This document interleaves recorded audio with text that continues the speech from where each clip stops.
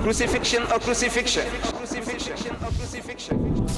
You see what is it? It is repeating the same word. How can it be or this? This fiction is something else from the fiction, fiction. This crucifixion is a fiction.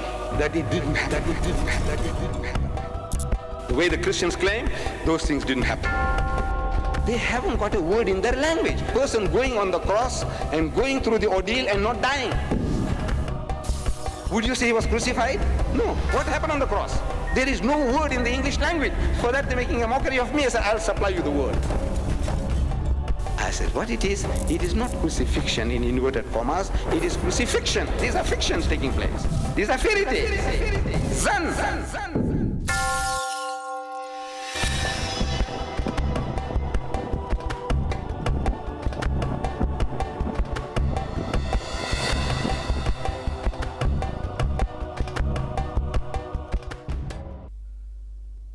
So, from there we find, he tells her, gives her advice to go and tell his brethren that he is risen.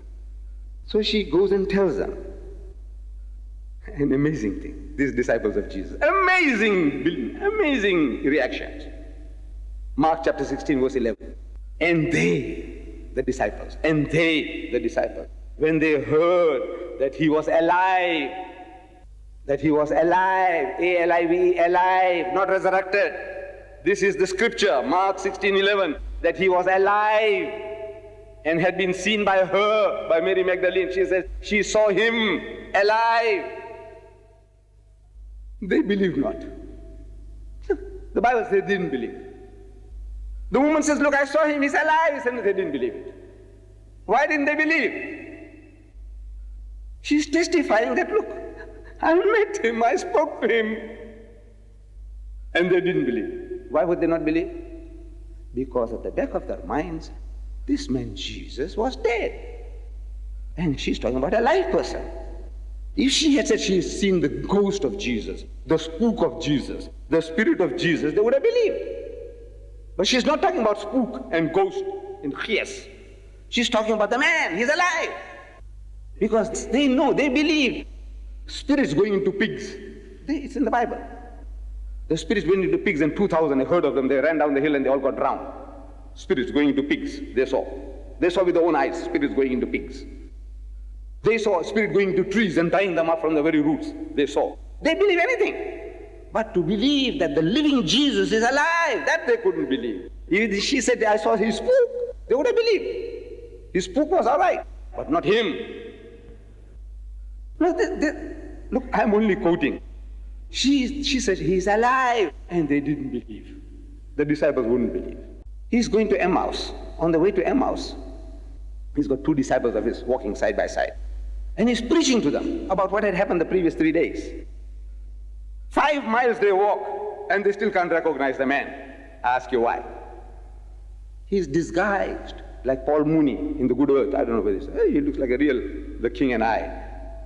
What's that? Jules Brenner. You know, when these guys, when they take those parts, you think the guy is Indonesian or Indo-Chinese, Siamese, the Siamese king. You believe that when you see the guys on the screen, you believe that the guy is a Siamese king when he's a European and a Jew. Jules Brenner. When he acts a part of Pharaoh in the 10 Commandments, you think that he is Pharaoh, he's an Egyptian. No, they're so realistic.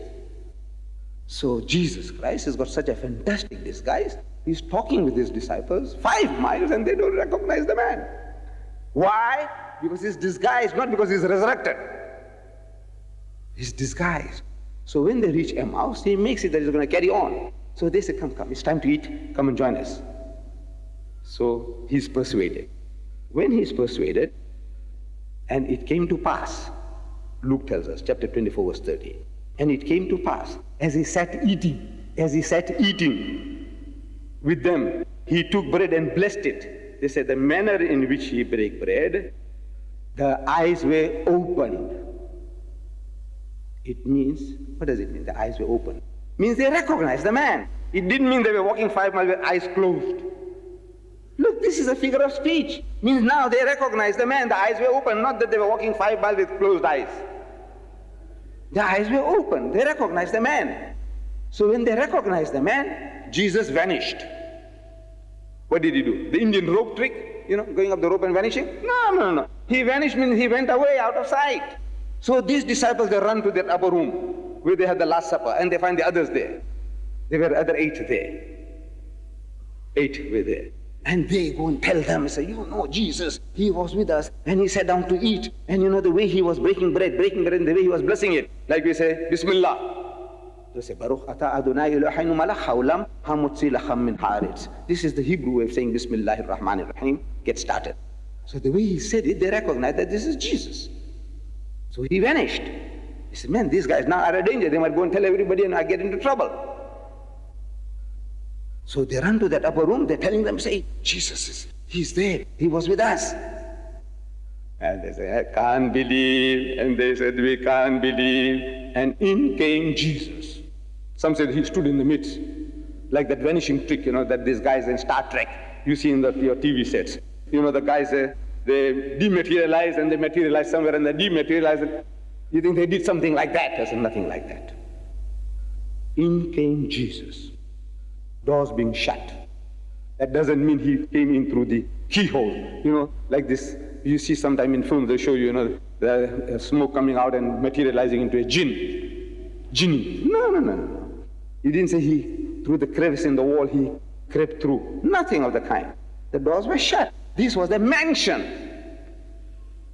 My humble home in Verulam, we've got 4 entrances, my humble home. This is the mansion, an upper room. Surely there were other rooms, other ways and means of getting into the house. I don't know how these brothers got there. I don't know how they got there. Look at them. Look. How did they get there? I don't know. But there must be a way. They don't materialize and dematerialize from there. There must be a way. I don't know. So in that upper room he goes in. The doors were shut. And they're terrified. The disciples got terrified. I'm asking, why were they terrified? When you meet your long-lost master, your uncle, your grandfather, we Eastern people, we embrace one another, we kiss one another. Why should the disciples of Jesus be terrified? So Luke tells us that they were affrighted because they thought he was a spirit. Luke chapter 24 verse 37. They thought he was a spirit. I'm asking, did he look like a spirit? They said no. Then I said, why should they think the man is a spirit when he didn't look like one? Puzzled. As I tell you why. You see, the disciples of Jesus, they had heard from hearsay that the master was hanged on the cross. They had heard from hearsay, Suni hui baat, what they had heard, that he was hanged on the cross, that he had given up the ghost, he had died. And now he's dead and buried for 3 days. A man with such a reputation, you expect him to be stinking in his grave. Such a person, when you see, naturally you are terrified.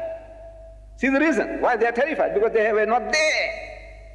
They were not eyewitnesses or your witness to the happenings. Because Mark chapter 14 verse 50, he says, for all his disciples forsook him and fled. Tu had almal hum farlat and khaflah. Almal. I'm asking the Afrikaner, does almal mean almal in your language?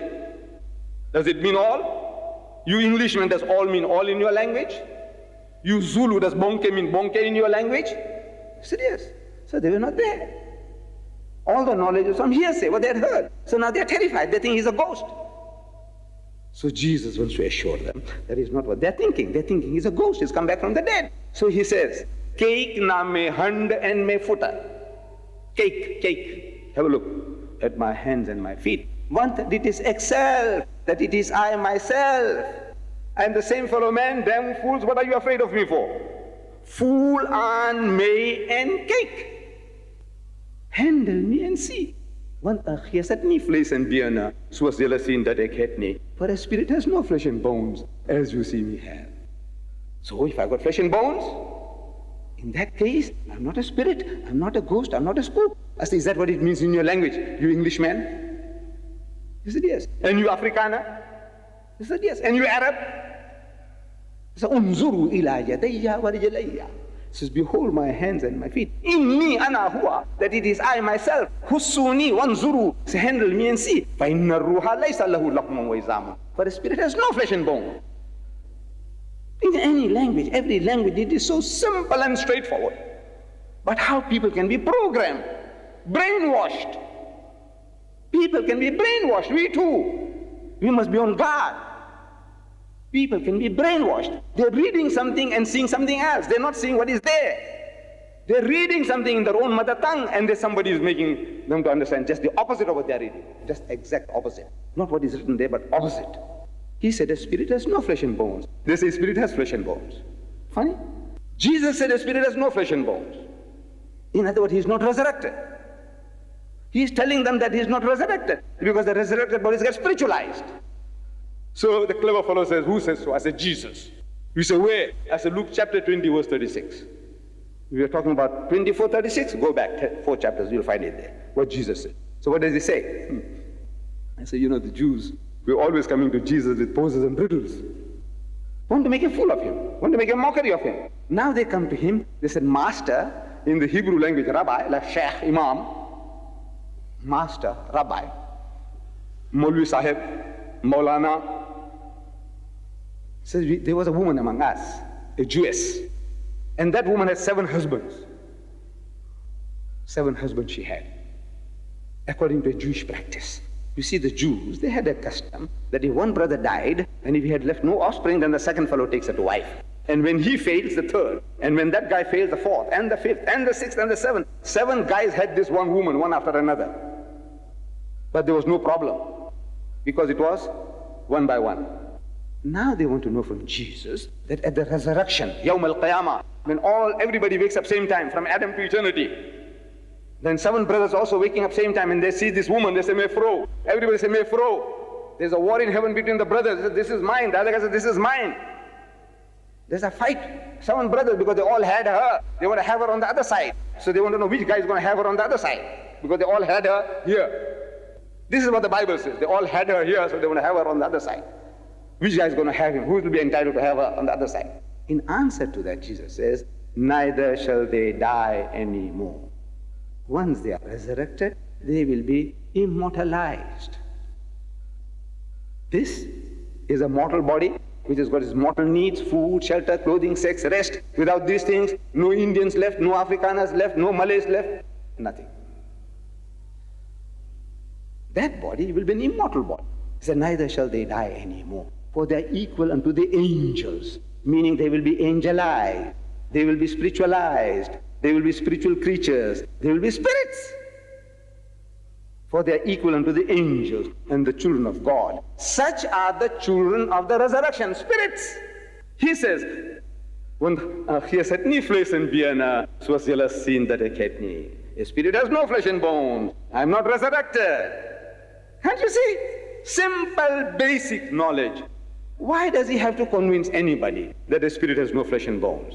You don't have to prove it to an atheist, to an agnostic, to a Hindu, to a Jew, anybody, everybody. We believe that the spirits have no flesh and bones. Because they are thinking he is a spirit, he's come back from the dead. So he's telling, I'm not there. Can't you see, you fools, what's wrong with you? And they believe not for joy. They are overjoyed and wondered, what happened? So he says, have you here any meat, something to eat? And they gave me a piece of broiled fish and a honeycomb, and hy het dit geneem en voor hulle oë geëet. And he took it and he ate in the very sight, as if to prove what? There is a ghost, there is a spirit, that is resurrected. Resurrected bodies eat broiled fish and honeycomb, do they? He's proving to you, I'm the same fellow man. What's wrong with you fools? Look, Mary Magdalene says he was alive. You know, the other disciples, when they said, look, he's alive, they said, and they believe not. Now these 10, they tell Thomas. Thomas wasn't there. They said, look, the master was here, and he ate with us, broiled fish and honeycomb. He says, I will not believe. What will he not believe? Imagine, this doubting Thomas. He's become famous for doubting. Thomas was his name. He said, I will not believe. Why won't he believe? Because they're telling him he's a living Jesus, he's alive, not his ghost. He said, look, we saw the ghost of Jesus. They see them every day. In those days, they're seeing them every day. No, they're not talking about ghosts, about spook, about spirits. They're talking about him, himself, the man eating broiled fish and honeycomb. He said, I will not believe. 8 days later, Jesus comes again. Now he sees this guy. Thomas says, hey, Thomas, come. reach hither thy finger, and behold my hands, and put your hand into my side, and don't be faithless. Now he realizes what a fool he was. This is my God, my Lord. So now the Christians say he recognized that Jesus is his God and his Lord. Imagine. You exclaim, you go and report me to the special branch that Deedat was preaching communism here. To you all, communism. So they come along, harass me, they give me trouble, and they tell me eventually, he says, look, it's your friend, man. Who? Mr. Muhammad. He said, he is the guy who was, prodding us. So when I meet him, his broad smiling face, my benefactor, my friend, I say, Sali, my God. What a thing to do. Sali, my God. He's my God. I say, Sali, Allah, what a thing you have done. Sali, Allah, you Allah. What's wrong with you people? This is an exclamation. What a fool that I was, man. The 10 disciples telling that he is alive, and I said, I will not believe. What reason did they have to lie? All the 10, he disbelieved them all. Why? Because they were telling that he was alive. Now this crucifixion, it has become a joke by God. It has become a joke. The way they have been trying to tell us about what a thing it was, it is not so serious as people have been preaching all along. In the Philippines, in the footsteps of Jesus, you'll find in this book of mine, page 85. Don't open it now. Don't open it now. Page 85, you'll find an article from Dar es Salaam of the Sunday News. You'll find there, Jesus' footsteps. And you find in there that this crucifixion, that 7 persons, let me read it to you. It says here, on Good Friday, at least 7 cases of crucifixion were reported in the local press. But the word crucifixion is in inverted commas. 6 times in this article, the word crucifixion occurred, and every time in inverted commas. You know what that means? It means they were not crucifixions. It means the so-called. You see, when it is in inverted commas, this is where people talk about crucifixion, that it was not really crucifixion. In inverted commas. Instead of writing every time the so-called crucifixion, the newspaper loses its value. So they don't want to tell you really, but they put it in inverted commas. This reporter, Reg Grattan, he had the brains, he knew what he was doing. 6 times, every time the word crucifixion is in inverted commas, meaning it was not really the crucifixion. Listen. On Good Friday, at least 7 cases of crucifixion were reported in the local press. One of these was Luciana Reyes, a 23-year-old factory worker and the first woman known to have performed the ritual. First woman got crucified. But she wasn't crucified because she was alive. She lived. She's still living. You see? So what do you call that? These Christians, this attorney from Benoni, a born-again Christian, and this guy Josh McDowell, they wrote a book. And in that they are asking me the question. They haven't got a word in their language for a person going on the cross and going through the ordeal and not dying. Would you say he was crucified when 20 years later somebody shot him, or 20 years later he was hanged, or 5 years later a motor car knocked him down? What was his end? Crucified? No. What happened on the cross? There is no word in the English language. For that they're making a mockery of me. I said, I'll supply you the word. These educated fools, I tell you, fools. They haven't got a word in their own language to tell us what happened. A man is taken to the gallows. The noose is put around his neck. The rope is pulled. But before the man expires, they cut the rope. Was the man hanged? What? One word. Give me one word in your language. There isn't. You haven't got a word in your language to describe that. Is that my fault? I said, what it is not crucifixion in inverted commas. It is crucifixion. These are fictions taking place. These are fairy tales. Zan. So, a woman is doing that. She did it. First woman to do that. The crucifixion, some shown live on television, they show them live on television, have now become the climax of Easter week in the Philippines. In some cases, they attract thousands of visitors to provincial towns where the atmosphere is a blend of carnival and deep mourning. Suggestion for our Christian brethren here. What about enacting something here in Ceres or somewhere around here in Bontivar? Look, you'll get thousands of people coming along to see the fun. They're doing it in the Philippines. They're getting themselves hung on the cross. nailed. And they're not dying. It's because they're doing it for kicks, kicks for enjoyment, for pleasure. One man fainted. After being removed from the cross, he had to be carried to a waiting bus. Another was up and smoking a cigarette as soon as his hands were bandaged. These are the crucified people. Would you call them crucified or crucifixed? They're not crucified, crucifixed. And what's taking place is crucifixion. F-I-C-T-I-O-N, fiction, not F-I-X-I-O-N. It's not crucifixion, it is crucifixion. F-I-C-T-I-O-N, it's a fiction taking place. And they're doing the real thing, not like what they do in films. They just try and show you as if the man is getting, like these films you see, Jesus of Nazareth, the Day of Triumph, King of Kings. They show the man, going through the ordeal. This is all acting, play acting. This is no play acting, they will go through the real thing. But this is crucifixions. There are fictions, there are not crucifixions. One of them, Mario Bactus, a 33-year-old vendor, had gone through the ritual for the 5th time. He was crucified 5 times already. For the 5th time, every year he's going through the process. And like the Bacalor penitence, he promised to return next year. He said he had vowed to perform the crucifixions for 10 years after his wife recovered from cancer. 10 years. He's going to do it 10 times. Every year he gets crucified. He's getting crucified? He is getting crucifixed. And these are crucifixions. Fictions. Fable, fiction. These are fictions taking place. You don't have to go all the way to the Philippines, too far. In Natal, you'll see on page 36 and 56 of the book I gave you, pictures of a man in Natal in Newcastle, crucified man hung on the cross. And he did something more than the Filipinos do. He put a spike through his thigh also to show that the man has his mind over matter. He's proving that, the mind, what it can bear.